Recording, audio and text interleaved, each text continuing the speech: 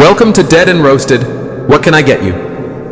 I'm thinking about cooking and selling fried chicken here at Dead and Roasted. Imagine that KFC. But you can walk away with a latte and food poisoning. Speaking of chicken, today's stories feature a variety of terrifying tales that will turn you into one. A church haunting, a church's chicken stalker, and more. Just don't expect more churchiness beyond that. These are tales from the break room. By the way, my brand new book comes out in a little over a week on July 8th. It's called Creepy Campfire Stories. Pre-order it if you haven't already on Amazon, Barnes & Noble, or at creepycampfirestories.com. You can send me your scary work stories at eeriecast.com, submit, to have me narrate them, and be sure to follow and review. Tales from the Break Room on Spotify and Apple Podcasts, NA, seen in my most private moments, from KayKay. This happened a few months after working at a church's chicken of all places. Definitely not my dream job. It was supposed to be a simple starter job for a young girl, but it led to something that I'll never be able to forget. The good news was this place paid better than the McDonald's nearby, and my boss Richie let us take home mess-ups. I think it was about 4 months in, mostly working register during the dinner rush. The location got steady. Business families would pick up dinner and construction workers would come by to grab lunch. This guy came in on a Tuesday, I remember, because we were dead slow, just me and Dev working, and I was refilling the sweet tea when the door chimed. He was medium height, maybe 35 years old or so, and he wore a plain gray t-shirt and jeans. Nothing special about him except how he looked at me. Not the usual quick glance at the menu board. He stared right at me, smiled a little smile, and walked up to the counter. He ordered a 3-piece dark with mashed potatoes and gravy, while I rang him up. He leaned on the counter closer than customers usually did, and he said, my name read it off my name tag, but drew it out real and weird. This is how I remember him saying it. Kay, that's pretty Kay. I just gave him the total. He paid an exact change, counting it out slow into my palm. His fingers were damp. When I pulled my hand back, he said, you smell nice like vanilla. Well, I did use vanilla body wash even, so that creeped me out. I handed him his receipt. Quick told him his number would be called. He waited by the pickup counter watching me the whole time. When Dev called his order, he took the bag and gave me that little smile again. Then he left. The house I was renting was about 15 minutes away. It was a small 2-bedroom place in an older subdivision. The neighbors were so close I could hear their TV through the walls sometimes. I would see people walking their dogs past my windows. The bathroom had this frosted glass window that faced the side yard.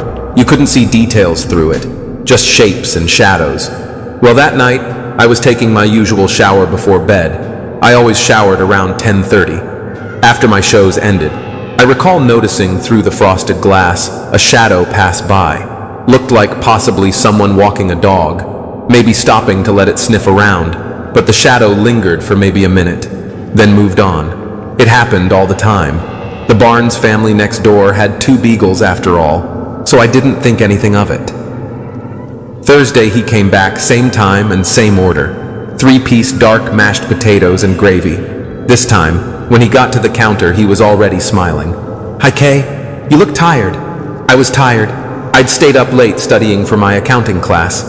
Long day, I said, trying to be polite but brief. You should get more sleep. What time did you finally get to bed? Midnight. Later. That was right, just after midnight, actually. Maybe it was a lucky guess, but still he made my skin crawl. Lots of people stay up late, especially people studying. I forced a customer service smile and told him his total. He leaned in again while paying vanilla again. Do you use that every night around?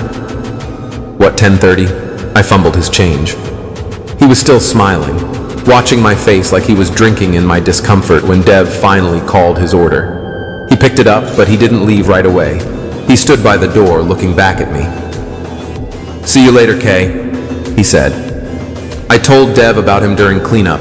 Dev said I should tell Richie that maybe we could get the guy banned from our location. I did tell him, but he ended up saying that someone complimenting my body wash was not reason enough to ban them. He told me to let him know if anything worse happens, but that's all the help I got from him that night. I double-cheed all my locks before showering.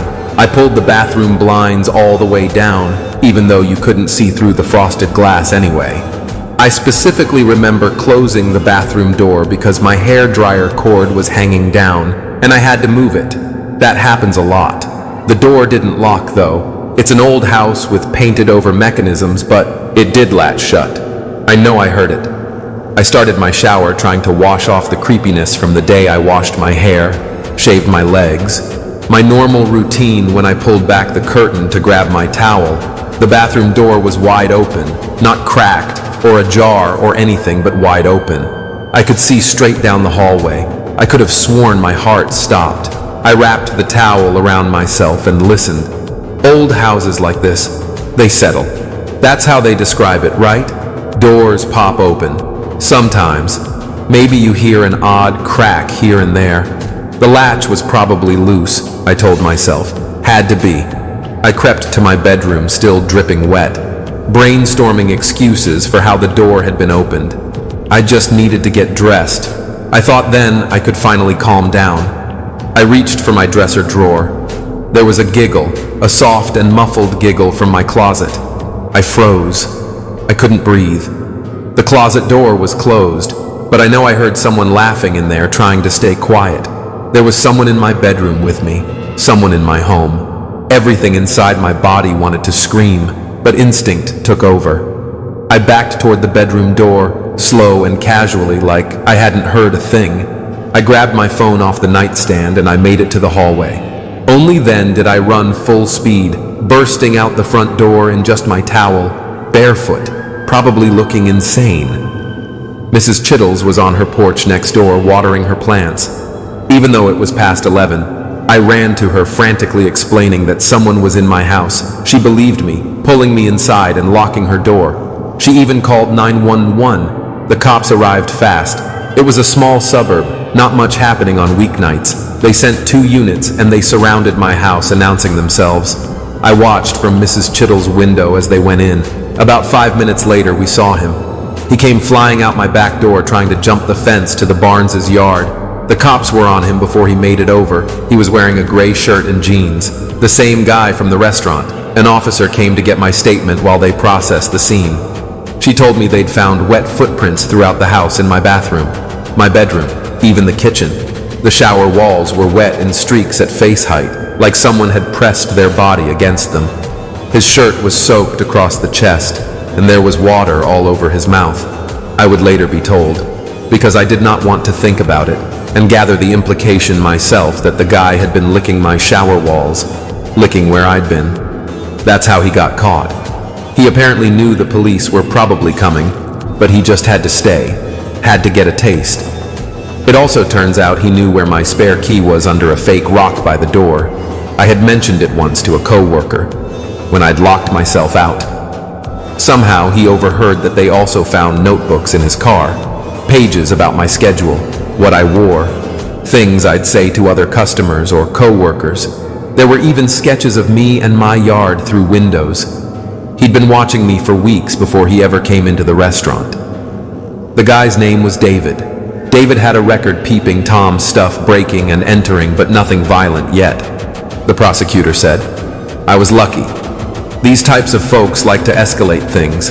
The giggling in the closet waiting for me to undress. He was enjoying what he saw and enjoying my fear. He would have kept pushing those boundaries. I had to break my lease after that so I could move in with my cousin across town. I quit churches, got a job at an office where you need a key card to get in, and I changed my whole routine. Different gym, different grocery store, different everything.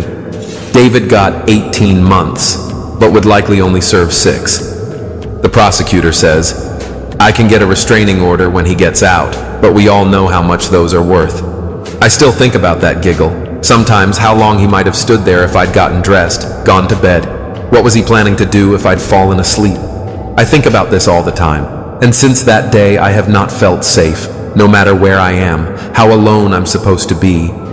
I think about how normal David looked, just another customer ordering chicken. But he had to take notice of me. N.A. Church from Jamie Bellway. I needed money. Bad.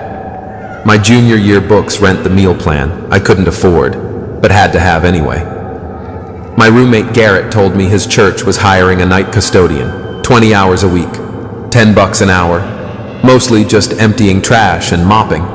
I figured why not? St. Agatha's was one of those old Catholic churches built when the town had money. Stone and stained glass, real carved wood, not the pressboard stuff they use now. Father Brennan interviewed me in his office, asked about my class schedule, made sure I was comfortable working alone at night when I mentioned